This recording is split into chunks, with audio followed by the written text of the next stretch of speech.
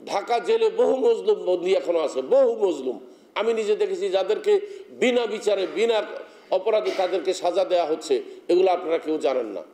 আপনারা আমার কাছে তালিকা চাইলে আমি তালিকা দিতে পারবো যে ঢাকা জেলে এখনো কি পরিমাণ শত শত লোক বিনা অপরাধে এখনো জেল খাটতেছে, যারা এখনো বেরোতে পারে নাই, এখনো বেরোতে পারে নাই।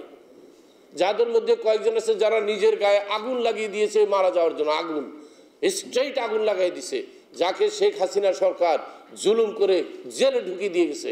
হাসিনার আমলে হাসিনার অত্যাচারে সে জেলে ঢুকছে, আজ পর্যন্ত এই লোকগুলো রেহাই পায়নি, এখনো তারা জেল খাটতেছে।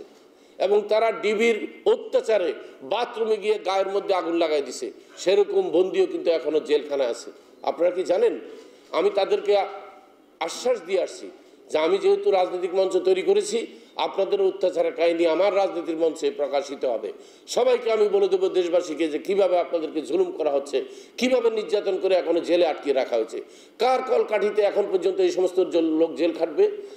শেখ হাসিনা সরকারের পতনের পরে কেন এখনো নিয়ম অনিয়ম এগুলোর মধ্যে আমাদের প্রশ্ন তুলতে হবে?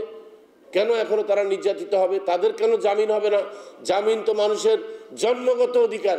আপনি সুবিচার পাওয়ার জন্য জামিন তাকে দিতে হবে দীর্ঘায়ু। যেহেতু তারা 4-5 বছর ধরে কিন্তু আপনার জেলে আছে, এখন পর্যন্ত চার্জশিট জমা হয়নি তাদের মামলার, অথচ তারা সেখানে জেল খাটতেছে।